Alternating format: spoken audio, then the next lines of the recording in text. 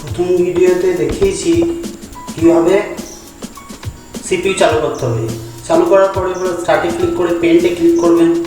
এটা একটা পদ্ধতি, পেন্ট ক্লিক করে পেন্ট হোল্ড করা।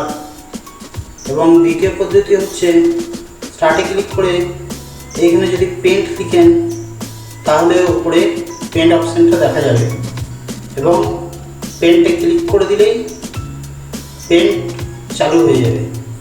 দেখুন এমএস পেন বা পেন্ট লিখুন, দেখুন পেন্ট লিখলেই চলে আসবে।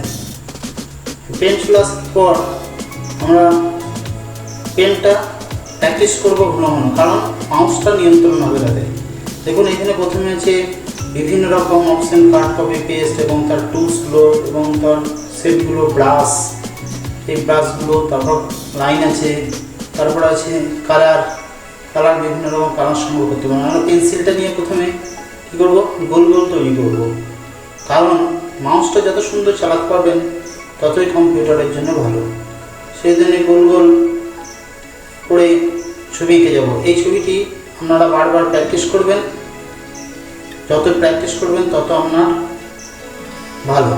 সেই জন্য গোল গোল প্র্যাকটিস করবেন বারবার, পুরো গোল গোল নেবেন। তারপর শেপ নেবেন, বিভিন্ন ধরনের শেপ নিয়ে বিভিন্ন রকম শেপ নিয়ে শেপ টানবেন। যেমন এখানে নিলাম শেপ গোল, মাউসটা ক্লিক করে টিপে ধরবেন, তো দেখুন গোল গোল টান দেবেন। বিভিন্ন ধরনের শেপ নিয়ে আপনারা এরকম শেপ তৈরি করবেন। তো শেপ তৈরি করার পর এই শেপগুলোকে কীভাবে কালার করবেন সেটা দেখাবো।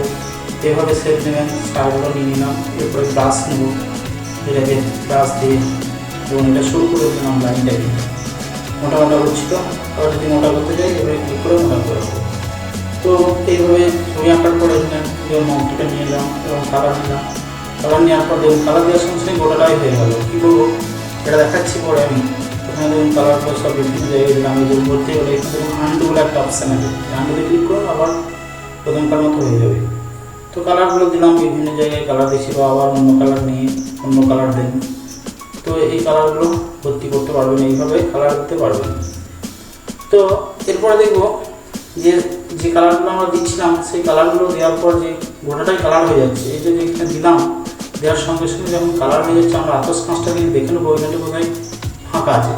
সেই ফাঁকাটার জন্য এই আতস কাঁচটা দেখুন দিয়েছি, এই আতস কাঁচটা দেওয়ার জন্যই আমরা দেখতে পেলাম কোনটা ফাঁকা আছে। আমরা আন্ডু করে নিলাম এবং পেন্সিল দিয়ে সেই ফাঁকা জায়গাটাকে বন্ধ করে দিলাম। এরপর যদি কালার দিই তাহলে আর দেখুন কালারটা বেরোবে না। এবার জুম আউট করে নেবো, প্রথমে আতসকানে ক্লিক করে নেবো, দেখুন নিচে গেলে জুম আউট আছে, মাইনাসটা ক্লিক করবে 100% চলে আসবে এবং এটা চলে আসবে। এরপরে যদি কালার করি আর কোনো অসুবিধা। তো এইভাবে আমরা ছবি আঁকা প্রতিদিন প্র্যাকটিস করবো। 5-6 দিন প্র্যাকটিস করলে কী হবে, আপনি ছবি আঁকা শিখে যাবেন এবং ছবি আঁকা শিখলে আপনার মাউসটা নিয়ন্ত্রণে চলে আসবে। এই নিয়ন্ত্রণ মাউস যতক্ষণ না আসছে ততক্ষণ আপনি কম্পিউটার ঠিকঠাক জায়গায় ক্লিক করতে পারবেন না। সেই জন্য পেন্ট করা খুব জরুরি। যারা এই প্রথম কম্পিউটার শিখছেন বা শিখবেন তাদের জন্য